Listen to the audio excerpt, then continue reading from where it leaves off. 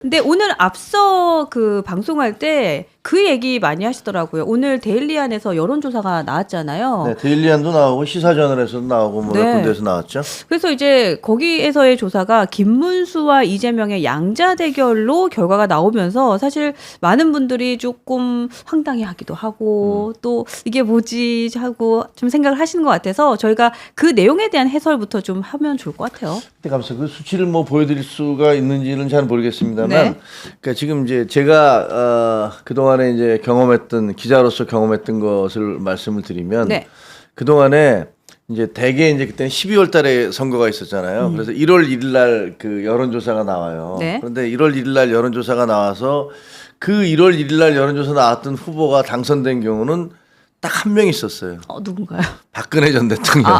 그분은 신년 여론조사에서 박근혜 전 대통령이 1위가 나왔는데 그분도 뭐 우여곡절 끝에 12월 달에 이제 대통령이 되긴 했습니다만 네. 그 이전에는 예를 들면 뭐 이인재 대표가라든가 뭐 박찬종이라든가 이런 분들이 다 1등 나와서 그 이회창 뭐 이런 분들이 계속 나왔었죠. 네. 그래서 사실은 그 여론조사라는 것들은 그 너무나 그 뒤에 이제 우여곡절이 많기 때문에 네. 처음에 나온 조사가 그대로 간다는 것은 거의 뭐 불가능에 가까운 얘기지만 지금 현재 분위기는 뭐 우경화 바람이 굉장히 강하게 불고 있고 그렇긴 하죠. 제가 보기에는 그분들이 그 김문수 그 장관님을 뭘 좀 알아서 그분을 지지한다기보다는 네. 윤석열 대통령은 어쨌든 거의 탄핵될 것 같은 분위기야. 그래서 이 사람은 이제 몰락하고 있어. 그런데 이재명 대표 당신은 뭐지? 당신도 범죄 여러 개 저질러서 재판 받고 있는 거 아닌가? 근데 당신은 당대표일 뿐만이 아니라 이제 대통령 후보까지 되려고 하는 거야? 라는 그런 생각이 있는 거죠. 네. 그러니까 그런 부분들에 대해서 야, 나는 그러면 당신 싫어. 당신 싫은 사람의 저 대극점에 있던 사람이 누구냐? 윤석열 대통령과 가장 가까운 사람이 누구냐? 그런 사람이 윤석열 대통령과 전혀 각을 지거나 그렇지 않았던 김문수 장관. 네. 이 장관에 대해서 표가 확 몰리고 있는 거라고 볼 수가 있는 거죠. 그러니까 사실은 그러니까 뭐 이런 표현이 어떨지 모르겠는데 분위기라는 것이 있고 거기에 조금 휩쓸리는 것을 이제 반영해주는 수치다. 뭐 이렇게 보는 것도 뭐 맞을 것 같다는 생각도 근데 드네요. 뭐 지금 현재 굉장히 네. 불타오르고 있잖아요. 네. 그 민주당의 어떤 그 점령군 같은 태도, 그리고 오늘 좀 이따 얘기하겠지만 그 이재명 대표가 아주 본인이 살아남기 위해서 길을 쓰는구나라는 것들이 다 보여지잖아요. 네, 그 얘기도 좀 이따 할게요. 네, 좀 이따 할 거니까. 네. 뭐 아예 이제 헌법재판소 그 법률 자체도 이제 내 마음에 안 드는 건 내가 심판받는 것은 법률까지 바꾸겠다. 그건 위헌이다. 뭐 이런 주장까지 하려고 하고 있으니까. 네. 그러니까 제가 보기에는 그런 것들에 대한 반발이 엄청 돌아 나오는 것이고요. 거기에 대한 반발심이 뭉치면서 그런 결과가 나오고 있는 거니까 네. 조금 지켜보시면 될 것 같습니다. 저는 근데 네.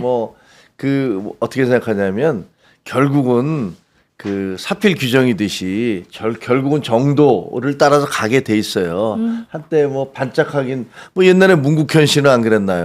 뭐 많은 사람들이 그렇게 반짝반짝하지만 네. 이거는 그 우리 김문수 선배님에 대해서 폄하하는 얘기는 아닙니다. 저 개인적으로 친분도 있고 그분도 굉장히 좌익의 극단에 서 있던 분이었죠. 지금 이제 우익의 극단에 서 있긴 하지만 네. 본인의 삶을 굉장히 그 원칙에 의해서 살려고 하는 분인 것은 맞습니다. 그러니까 그분에 대해서 뭐 얘기하고 싶은 그 비판한다든가 폄하하고 싶은 생각은 없지만 아마 제가 보기에는 제일 황당하고 당황하는 사람이 김문수 선배일 것 같아요. 그럴 수 있을 것 같아요. 왜냐하면 사실 언젠가부터 여론조사에서 이렇게 이름이 나왔는데 네. 입장이 한 번도 나온 적은 없었던 것 같아요. 그렇죠? 그럼요. 네, 그러니까 뭐 원래 후보에 거론된 적도 거의 없었죠. 근데 지금 이제 윤석열 대통령 측에서는 최선을 다해서 이 김문수 대표를 밀려고 하는 장관을 밀려고 하는 것 같아요. 그 지지자들이. 네.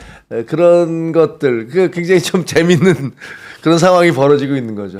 저 말도 굉장히 촌철살인인데 극과 극을 달리는군요. 이런 글도 주셨고요. 또 어떤 그렇습니다. 어떤 분은 또 뭐 걱정은 일도 안 됩니다. 뭐 이런 글도 주셨어요. 어쨌든 뭐 지금은 무언가 뭐 시그널로 보기보다는 그냥 분위기로 보시는 것이 더 현명하지 않을까라는 생각이 듭니다.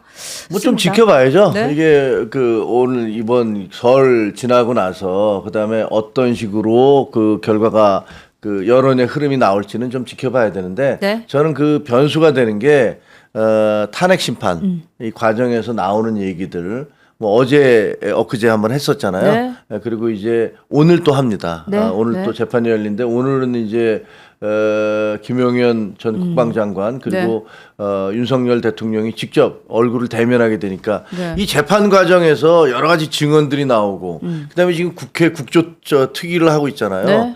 국조특위에서 국정조사특위에서 나오는 어저께 홍장원이라든가 다른 사람들이 여러 증언들을 했어요. 조태열 장관도 하고. 네. 그러니까 이런 증언들에 대한 보도가 계속 나가고 또 한편으로는 이제 수사가 계속 진행되고 있잖아요. 이 수사가 재판으로 넘어갈 거거든요. 재판정에서 어떤 얘기가 나올지. 네. 대통령이 아마 2월 7일 전후를 해서 검찰이 이제 기소를 할 걸로 보여져요. 그럼 기소를 했을 때 과연 또 대통령은 어떤 태도를 보일 것이냐. 이런 모든 것들이 다 겹쳐지면서 네. 큰 흐름을 만들어낼 거라고 생각을 해요. 그걸 한번 지켜보도록 하시죠. 뭐. 네, 그럼 어제 이제 있었던 국조특위에 대한 얘기를 좀 먼저 하려면 일단 대통령의 주장은 그냥 다 반대되는 증언들이 계속해서 나오고 있고 뭐 사실 이것은 일관적으로 계속 되어지는 증언들이죠.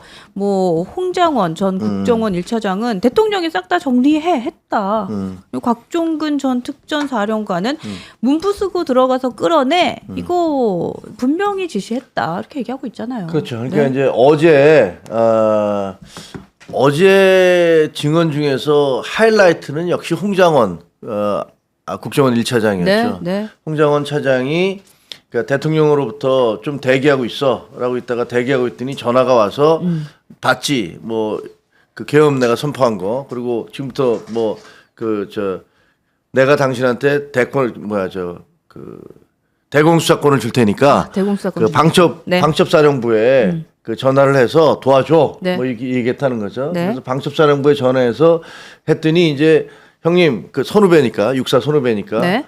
쫙 사람 명단을 적어줬는데 처음에는 그 홍장원 차장은 그렇게 생각했다는 거 아니에요. 아 무슨 간첩단이 적발됐는가 보다. 네. 그래서 간첩단을 잡으라고 그 우리한테 지금 지시를 내리는가 보다. 네. 이렇게 생각을 했는데 한참 적다 보니까 뭐 한동훈 얘기도 나오고 그러니까요. 이재명 한동훈 뭐 이렇게 나오고 우원식. 이게 뭐야? 뭐 우원식 이재명 한동훈 이렇게 나오다가 네. 나중에 뭐 그 김명수 전 대법원장 권순일 그다음에 민간인들 얘기가 쫙 나오니까 이 사람이 이게 뭐지? 뭐 이렇게 생각을 했다는 거 아니에요. 네. 그러면서 이분이 이제 그 홍장원 국정원 1차장이 하는 얘기 거기 이제 질문한 그때 안규백 씨인가? 네. 안규백 의원님한테 얘기하잖아요. 위원장님 만약에 위원장님이 저녁에 집에서 식사를 하고 있는데 갑자기 그 계엄군이나 국정원 뭐 이런 사람들이 들어가서 체포를 한다면 수갑을 채운다면 수갑을 채운다면 이게 뭡니까? 이런 일들이 수시로 벌어지는 나라가 있죠. 어디? 평양. 북한 얘기하면서. 그리고 그런 걸 수시로 하는 조직이 있죠. 어디? 보위부. 북한 보이고. 예, 북한 보위부. 그런 얘기를 하더라고요. 그러면서 이분은 이제 국정원 1차장으로서 육사 출신이잖아요. 그러니까 이거는 나는 국가를 지켜야 되는데 국가를 지키는데 대통령이 갑자기 민간인들을 포함해서 야당 대표, 여당 대표, 한동훈 대표까지를 포함해서 이분들을 체포하라고 자기한테 명령을 내리니까 그건 나는 받을 수가 없다. 그런 일이 벌어지는 나라는 북한이나 가능한 것이다. 나는 군인 출신으로서 그리고 국정원에 30년 근무한 사람으로서 할 수 없다라고 그 얘기를 했잖아요. 네. 그게 저는 굉장히 그게 하이라이트였다라고 생각을 해요. 홍장원 포스가 대단하더라고요라는 글도 주셨는데, 그러니까 그 상황을 딱 묘사해서 설명해 주시니까 와 이게 정말 이렇게 큰 일이고 이렇게 잘못된 일이구나라고 생각을 하게 되더라고요. 그러니까요. 네. 홍장원 차장이 그 얘기를 했고 그 다음에 또 하나는 이제 조태열 네. 장관이었죠. 조태열 그 외교부 장관인데 그 조태열 장관도 그때 당시에 대통령으로부터 직접 쪽지를 받았다. 이 얘기를 과거에도 진술을 했고 이번 국회에서도 그렇게 진술을 했고 네. 이번에도 다시 국조특위에서도 그렇게 얘기를 했어요. 근데 그때 같이 있었던 게 대통령 그다음에 한덕수 총리 그다음에 그 박성재 법무부 장관 그 다음에 또 한 분이 누구야? 그 다음에 이제 본인이 있었고 한 분이 더 있었는데 이렇게 5분이 있었던 거 아니에요? 네? 이상민 장관이 있었나 보다. 이상민 장관 아니다. 이상민 장관 아닌데? 이상민 장관 아니고 하여튼 5분이 있었는데 네. 그래서 물어보니까 그 조태열 그 장관은 내가 받았습니다라고 했는데 한덕수 총리는 너무 경황이 없어서 못 받습니다. 이렇게 얘기했고 네. 박성재 장관도 저도 못 받습니다. 뭐 이렇게 얘기를 하더라고요. 그러니까 못 받다는 게 뭐 그게 없었다는 게 아니고 그 한덕수 전 총리 말씀 맞다나 너무 경황이 없어서 나는 보지를 못했다. 그러니까 사실은 대통령이 계엄 얘기를 하는데 그 상황이 정신이 이렇게 딱 이렇게 좀 있으면 그것도 좀 자연스럽지 않은 것 같아요. 혼이 나갔겠죠. 이게 뭐지? 막 이랬을 것 같아요, 정말. 근데 엊그제 대통령은 네. 나는 그 최상목 경제부총리한테 쪽지를 준 적이 없다. 쪽지를 준 적도 없고 내가 그걸 만든 적도 없다. 그걸 만들었으면 그 김용현 네. 국방장관이 만들었을 텐데 그 감옥에 가 있다. 이렇게 얘기하면서 자기가 안 했다고 말씀하셨잖아요. 그냥 손을 딱 그었죠. 네, 나는 딱 모른다. 그었어. 네. 근데 웃긴 게 또 다른 사람 조태열 장관은 네. 내가 대통령한테 직접 받았다. 또 이렇게 얘기를 하고 있어요. 그러니까 두 명의 장관이 대통령으로부터 혹은 대통령 옆에 있는 사람이 대통령이 얘기하니까 바로 전해줬다. 네. 그게 누구였는지 잘 기억 안 나는데 뭐 경황이 없으니까 그럴 수도 있겠죠. 그러니까 그렇게 얘기를 하고 있는데 정작 본인은 나는 그걸 작성한 적이 없다. 근데 궁금한 게 그저께는 네. 그 최상목 장관의 쪽지만 얘기가 됐어요. 근데 그 다음에는 이제 조태열 장관에 대한 쪽지도 물어볼 거 아니에요. 그렇죠. 네. 조태열 장관의 쪽지는 어떻게 된 겁니까?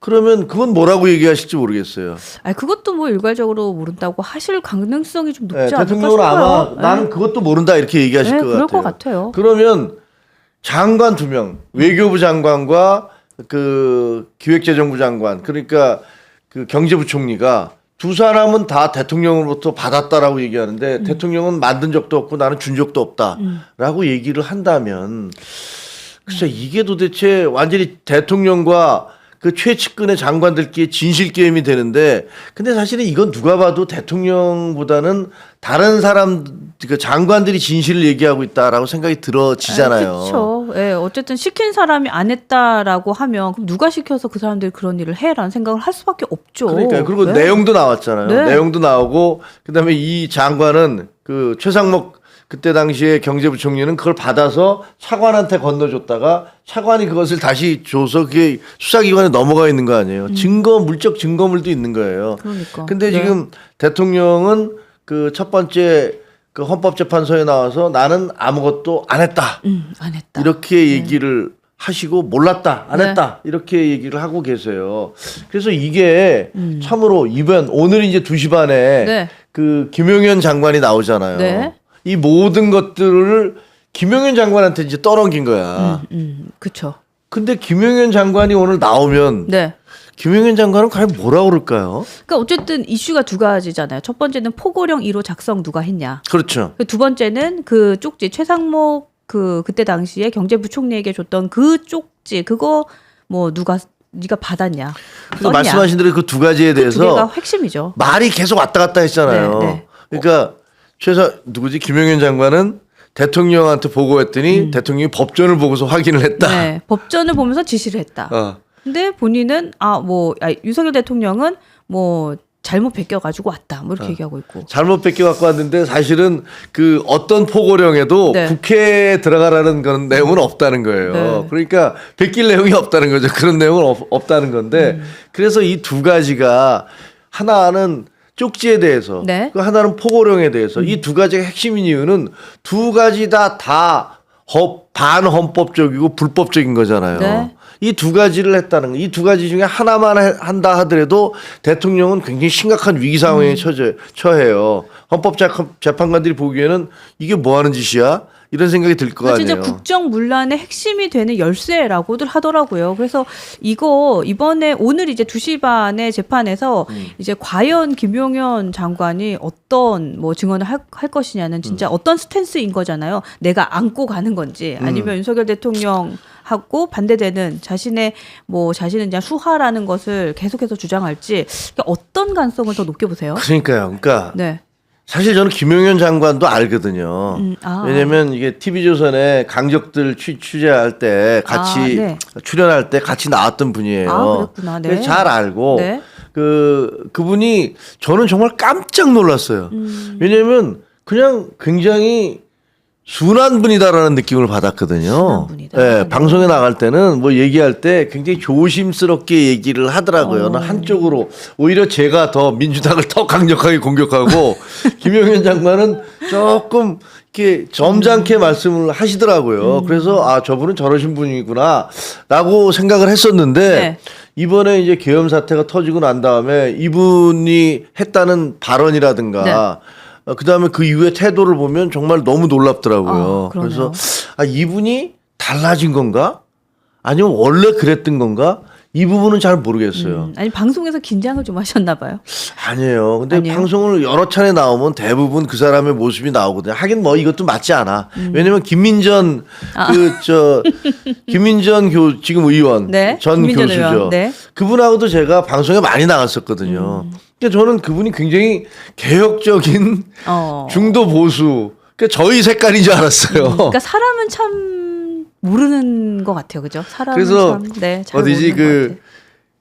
원래는 이제 그 김민정 교수는 안철수 의원님의 참모였잖아요. 그분하고 같이 했던 뭐 참모라고 얘기하는 건 좀 어쨌든 이상합니다만 그 캠프에 같이 있었던. 네, 캠프에 같이 있었던 분이시잖아요. 네. 그리고 대개 이제 안철수라는 분이 상징하듯이 이렇게 한쪽에 너무 우쪽에 와 있거나 뭐 안에 왼쪽에 가 있는 건 아니다라고 생각을 했었는데 요새 이제 김민전 의원 같은 경우는 자기네 방에서 지금 이제 의원들 방에서 그 부정선거 얘기를 하도 많이 하니까 그 다른 의원들이 제발 그 얘기 좀 그만해라 라고 이제 반박글이 막 올라올 정도로 그럴 정도로 완전히 이른바 짠물이 되신 거야. 지금 비둘기 보트 타는 님께서 깊은 한숨 점점점 이렇게 긁으셨어요. 그렇죠. 그래서 한숨이 저는 나죠. 제가 이 얘기를 다른 분들한테 이게 좀 얘기를 했더니 다른 분들한테 얘기했더니 저한테 하는 얘기가 네. 야 네가 사람을 얼마나 잘못 보는지 알겠지 이런 얘기를 하는 거예요. 그러니까 진짜 사람은 참 모르는 것 같아요. 잘 모르겠어요. 김용현 장관님도 그렇고 네. 그다음에 김민정 교수님도 그렇고 제가 알던 분들이 전혀 아닌 분들이 돼버려서 그래서 저는 상당히 놀랍고 그래서 아 이거 참 야, 사람이 저렇게도 변하는구나 라는 생각이 들었어요. 그런데 네. 아시다시피 윤석열 대통령과 김용현 장관은 매우 특이한 관계예요. 특이한 관계다. 예, 일단 고등학교 선후배잖아요. 충암고 선후배. 예, 뭐 그렇게 일부러 학교를 얘기할 필요는 없을 것 같아요. 왜냐면 네. 이제 그 학교가 뭐 이게 뭐 좋은 일로 얘기되는 네. 게 아니니까. 네. 그러니까 그 어떤 특정 학교의 선후배 사이인데 대한민국에서 고등학교 선후배 사이라는 건 아주 특수관계잖아요. 그렇죠. 네, 네. 예를 들면 끈끈함이 있죠, 예, 사실은. 끈끈함이 좀 있어요. 더구나 1년 선후배인가 그렇잖아요. 그러면 뭐 얼마나 친하겠어요. 그리고 한쪽은 군에서 승승장구하던 분이고 한쪽은 이제 검찰에 아주 늦게 되긴 했지만 이제 검찰 후배니까 아마 제가 보기에는 무슨 동창 모임 같은 게 있었을 거예요. 동문 모임 같은 거. 왜냐면 저도 고등학교에서 언론사 출신 그 동문 모임들이 있거든요. 동문 모임들이 선후배 모임들이 있으니까 아마 두 분이 선후배로 평생을 알고 지냈을 가능성이 크고 그런데 이분이 대통령이 되고 나서는 자기의 수하가 된 거잖아요. 이제 네. 선배였다가 그다음에 이제 고등학교 선후배였다가 그다음에 자기의 최측근 부하가 된 거예요. 경호실장은 당연히 최측근 수하죠. 왜냐하면 총알이 날라오면 대신 맞을 수 있는 사람이 돼야 되니까 그런 분이고 그다음에 국방장관도 결국은 최측근이라고 얘기할 수 있지 않습니까? 국방이라는 건 전쟁이 나면 우리나라를 막아야 되는데 대통령이 돌격 앞으로 할 때 할 수 있는 사람이어야 되잖아요. 그런 분을 맡으셨는데 그래서 이 관계가 나중에 보니까 아주 미묘한 선후배라는 그런 특수관계에다가 또 이제는 부하와 상사라는 이 역전된 관계에서 두 사람 관계는 굉장히 매우 특이한 관계일 거예요. 둘이서 호칭을 사적인 자리에서 술 마실 때 어떻게 하는지도 좀 궁금하긴 해요. 그래서 오늘 진짜 그 2시 반에 이 대면이 그 계엄 이후에 처음 만나는 거라고 하니까 진짜 만감이 교차할 것 같다는 생각도 들어요. 그러니까요. 네, 그런데 계엄 이후에 처음 만났어. 네. 근데 이게 무슨 운명의 장난이란 말입니까? 처음에 그렇게 지내다가 대통령과 경호실장 혹은 대통령과 국방부 장관으로 만날 때는 그 두 분 다 어떤 생각했겠어요? 야, 우리의 인생이 정말 이렇게 아름답게 우리 둘의 관계도 이렇게 선배님과 제가 혹은 대통령님과 제가 이렇게 뭐 호칭이 어떻게 될지 모르지만 이렇게 정말 멋진 인생을 살고 있다라는 생각을 했을 거 아니에요. 그렇죠. 최고의 위치에서. 같은 고등학교 1년 선후배 사이가 한 사람은 대통령이 되고 한 사람은 그 경호실장 내지는 국회의원이 돼서 국방장관이 돼서 마주친다. 그렇게 같이 활동을 한다면 그게 얼마나 자랑스럽고 본인들 삶에서는 뿌듯했겠습니까? 그랬죠. 네, 그런데 그랬겠죠. 그랬다가 계엄이라는 사태가 터지고 나서 지금 이제는 두 분 다 이 피의자 신분이 돼서 같이 만나는 거 아니에요. 그렇죠. 그리고 네. 이제는 그 내란 혹은 비상계엄이라는 그 어마어마한 한 개인이 감당을 하기에는 너무나 무거운 그런 그 무게를 둘 중에 누군가가 나눠지든가 한 사람이 지든가 해야 네. 되는데 네. 지금 대통령은 그 무게를 나눠지는 게 아니라 당신이 가져가라. 그렇죠. 네. 폭탄을 돌리고 네. 있죠, 사실은. 이 폭탄을 지금 김용현 장관에게 넘기고 있는 거예요. 네. 저는 그렇게 생각 안 했거든요. 아니 그 반대로 생각했어요. 본인이 그때 말씀드렸지만 네. 본인이 그 법정에 나와서 제 부하들은 제가 지시한 겁니다. 그러니까 그 사람들은 다 책임이 없습니다. 모든 책임은 저한테 물으십시오. 네. 그리고 저는 그거 우리 나라를 위해서 한 겁니다. 이렇게 얘기하실 줄 알았거든요. 근데 근데 뭐, 나와서 반대로 완전 반대로. 네, 네. 완전 반대로 나는 한 게 없다. 모르쇠 작전. 그게 1번이 아니면 적어도 책임을 나눌 거라고 생각을 했어요. 책임을 나눈다는 게 이제 나 혼자 안고 가는 건 아니고 네, 그러니까 뭐 나도 책임이 있지만 이 사람도 그렇지. 잘못했다. 그러니까 제가 다 했습니다. 그러니까 이 사람들 책임 묻지 마세요. 이렇게는 얘기 안 한다 안 하더라도 하더라도. 그래도 뭐 제가 지시했으니까 제가 주된 책임이 있습니다. 저분들은 그냥 따라간 거죠. 뭐 이렇게 얘기할 거라고 생각을 했는데 네. 그게 아니고 나는 모른다. 나는 모른다. 네. 나는 모른다라고 얘기를 한 거예요. 근데 이게 그러면서 언제까지 이렇게 할 수 있을까 싶어요. 언제까지 이걸 할 수 있을까 이렇게. 계속해서 증언은 나오고 있고. 그러니까 근데 궁금한 게 네. 저는 오늘 이제 2시에 2시 반. 2시 반에 네. 이제 질문을 할 거 아니에요. 헌법재판관들이 이제 질문을 할 때 네.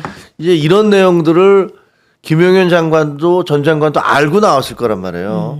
그 나왔을 때 두 분이 얼굴을 마주칠 때 어떤 얼굴 표정을 지을까? 그래서 진짜 영화의 한 장면 같지 않아요?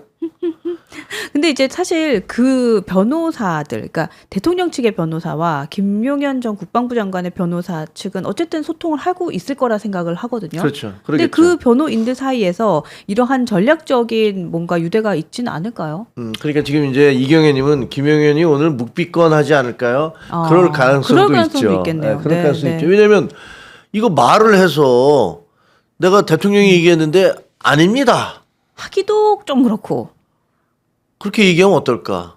근데 아닙니다 하면 본인은 살겠지만 뭐 민망하고 그렇다고 했다 하자니 그 죄가 너무 무겁고 그 엄청난 죄를 자기가 받을 수 없고. 무기징역인데요. 네, 그다음에 누가 얘기한 대로 어제 뭐 한판 승부에 나갔더니 그 박성태 저 평론가는 그런 얘기도 하는데 네. 아니 화가 나면 그 이분이 내가 당신 그 고등학교 선배인데 이럴 수 있어? 이렇게 내가 보기엔 그렇게는 얘기하지는 않을 그건 것 좀 같고요. 멀리 가셨고, 그죠, 그거는 그분이? 뭐 그냥 네. 농담 삼아서 재미 삼아서 네. 뭐 이거 재미 삼아서 할 얘기는 아니지만 근데 이렇게 얘기를 네. 했는데 근데 언제까지 저렇게 할 수 있을까라는 생각이 사실 들고 진짜 묵비권을 행사할 수도 있겠다라는 생각도 좀 드네요. 네. 그러니까요. 네, 그러니까 네. 그러면 음. 정말 오늘 재판을 보면서 네. 국민들은 어떻게 생각할지. 그러니까 지금 이제 저는 아마도 윤석열 대통령 지지하는 많은 분들이 실망할 것 같아요. 아니 근데 이미 사실은 실망 많이 하신 것 같아요. 아니에요. 그렇지도 않아요. 아, 그래요? 대통령 억울하다고 생각하잖아요. 아, 지지하시는 분들이? 네, 지지하시는 네. 분들. 대통령 지지하시는 분들은 대통령이 예를 들어서 야, 나 무조건 버틸 거야. 니들 나 인정 못해. 어떻게 보면 약간 마초적인 그런 거잖아요. 네. 그런 것들을 보면서 야, 역시 우리 대통령 짱이야. 뭐 이런 생각을 할 수가 있거든요. 근데 그런 건 사실은 용기가 아닌데 네. 그렇게 겉보기의 용기지만 그렇게 생각할 수가 있어요. 근데 그런데 만약에 대통령이 이 헌재에 나와서 제가 다 책임지겠습니다. 제가 책임자입니다. 저 사람들은 죄 없습니다. 이렇게 얘기를 했으면 아마 또 굉장히 달라졌을 거예요. 근데 그게 아니고 네. 다 아니다, 난 모른다. 이렇게 얘기를 했기 때문에 그걸 보고 오늘 김용현 장관과 마주치는 모습을 보면서 그 내용에서 과연 지지자들은 윤 대통령을 어떻게 생각할까? 뭐 이런 게 있고요. 네. 또 하나 아까 네. 지금 물어보신 대로 네. 근데 어제 제가 요 얘기 한번 해드릴까요? 어제 우리 함은경 위원장님 잠깐 나오셨었는데 그분은 이런 얘기 하시더라고요. 그러니까 그 윤석열 대통령이 쉽게 얘기하면 이중 플레이라는 거죠. 그러니까 그게 뭐냐면 지지자들을 향해서 내는 메시지는 그 변호인 측들을 향해서 이제 서신을 전달하거나 또 체포 직전에 영상을 찍어서 전달하잖아요. 그때는 그들에게 내는 메시지의 스탠스하고 그다음에 헌재에 가셔서 하는 스탠스가 다르다는 거예요. 완전히 다르죠. 네. 그러니까 만약에 진짜 말씀하신 대로 오늘 2시 반에 있는 탄핵 심판 변론에서도 뭐 그런 식으로 마초적이지 않은 어떤 떠미르는 형식의 메시지를 내더라도 또 그 변호인들을 향해서는 서신을 쓰거나 뭐 이런 메시지 또 낼 수는 있죠, 사실. 근데 문제는 이게 다 중계가 되잖아요. 그렇죠. 네, 네. 이게 그 이전에 이제 메시지를 내거나 영상 메시지를 내거나 이렇게 함으로써 대통령이 어떻게 보면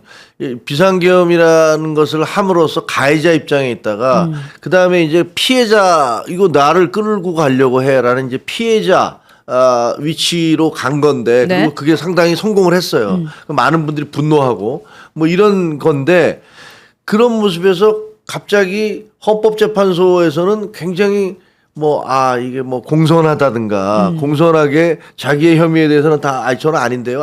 소극적인 모습. 이렇게 보여지면 네. 이런 것들을 보면서는 글쎄 지금 지지자들이 어떻게 생각할까 아마 제가 보기에는 상당히 실망을 할 것이다 그럴 라는 수도 생각이 있겠다. 들어요. 네, 생각도 그래서 듭니다. 이중적인 건 분명한 것 같아요. 네, 이중적이긴 한 것 같아요. 이중적인 건 분명한 것 같고 네. 그리고 이제 시간이 좀 지나면 제가 보기에는 이제 이 지금의 여론조사하고도 아까 좀 연관이 있는데 네. 이 사람들이 뭐가 진실일지 잘 모르니까 진상이 뭔지를 잘 모르니까 그럴 때는 이제 판단이 굉장히 헷갈릴 수밖에 없어요. 그렇죠. 네. 그런데 윤석열 대통령에 대한 어떤 탄핵 심판이 계속 진행되고 국조특위도 열리고 네. 그다음에 수사도 진행이 되면서 그러면서 이런 것들이 그 대통령이 했던 말의 진실들 같은 것들이 하나하나 검증되기 시작할 때 그리고 그 검증 과정을 거쳐서 대통령이 사실은 진실을 얘기한 게 아니다. 온 국민을 상대로 사실이 아닌 얘기를 했다. 네. 이런 것들이 확인이 된다면 네. 그러면 그때 과연 국민들은 뭐라고 그럴 것인가 지지자들은 거기에 대해서 어떤 평가를 낼 것인가 그리고 그 윤석열 대통령과 가까운 순서대로 그 김문수 김문수 장관에 대해서 압도적인 지지를 했던 그런 예를 들면 아주 그 지금의 열성적인 여론이? 지지자들 네. 이분들은 과연 어떻게 될 것인가 이런 것들이 과연 관전 포인트죠. 그래서 그러네요. 오늘 2시 반이 굉장히 주목이 돼요. 네. 저희도 오늘 2시 반에 그 재판을 좀 같이 여러분과 함께 지켜보고 싶어서 저희가 2시부터 오늘 설주한 변호사와 함께 방송 진행을 하려고 합니다. 그래서 2시 반에 있을 4번째 탄핵 심판 변론도 여러분 뉴스엔진과 함께 하시면서 같이 소통하시고 대화하시면 좋겠습니다.